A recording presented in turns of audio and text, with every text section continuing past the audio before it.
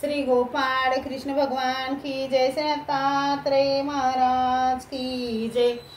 माझे सर्व भाविक भक्त, माझे गोपाळ कृष्ण स्वामी यांचे भक्त, माझे दयाळू मयाळू माझे माय बाप श्री चक्रधर स्वामींचे भक्त, आपण ऐकणार आहात 5 अवतारांचे चरित्र। पहिले चरित्र भगवान श्री कृष्ण स्वामी यांचे चरित्र।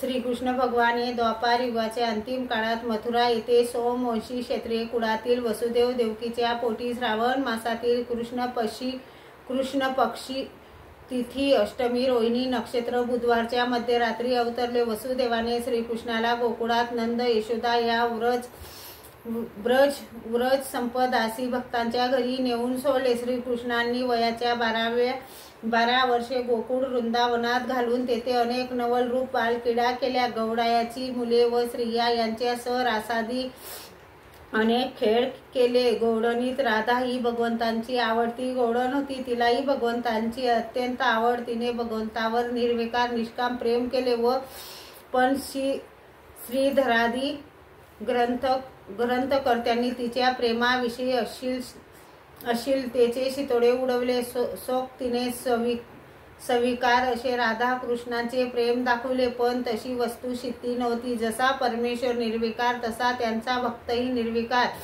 देवभक्तांचा महिमा कोणाला कळत नाही। त्यांच्या बालक्रीडांचे शृंगारिक अश्लील व विकारशील वर्णन करणे हे देवभक्तांचे नाते व कळणारे आपले अज्ञान होय।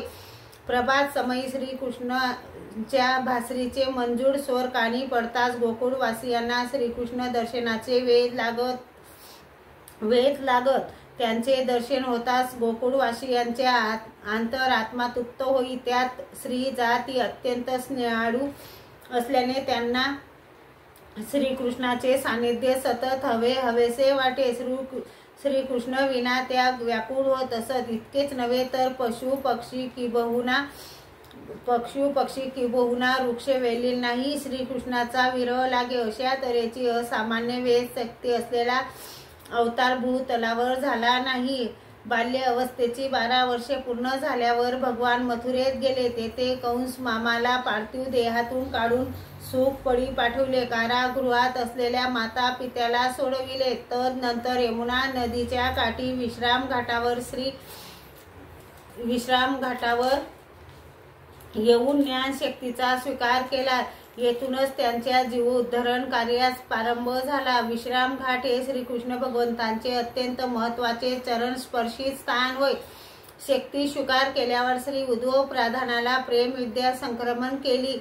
अष्टावक्र भक्त कुब्जेच्या घरी जाऊन तिला पावन केले। यानंतर त्यांना राज्याभिषेक होऊन ते मथुरेचे राजे झाले। कंसाच्या वधानंतर त्यांचा सासरा जरासंधाने मथुरेवर स्वारी केली, परंतु भगवंतांनी त्यास परत लावले। तरीही तो वारंवार स्वाऱ्या करू लागला। त्यामुळे मथुरेतील प्रजाजनांना पीडा होऊ लागली। याकरिता मथुरेच्या राज्यावर उग्रसेनाची स्थापना करून श्रीकृष्ण भगवंतांनी पश्चिम समुद्रात एका खांबावर सुवर्णाचे द्वारका नगर बांधून प्रजाजनांना तेथे नेऊन ठेवले व तेथे द्वारकेचे राज्य स्थापन केले आणि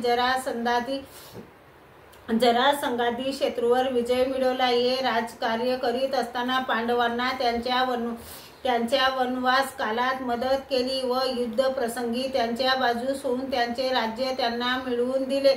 कौरव पांडवाच्या ह्या युद्ध प्रसंगी श्रीकृष्ण भगवंतांनी अर्जुनास श्रीमद भगवत गीता सांगितली। यानंतर विस्तारपूर्वक ज्ञान पांडवांना केले। तसेच इतर 22,000 राजे आणि विदुरासारख्या अनंत भाविक भक्तांना ज्ञान प्रदान केले।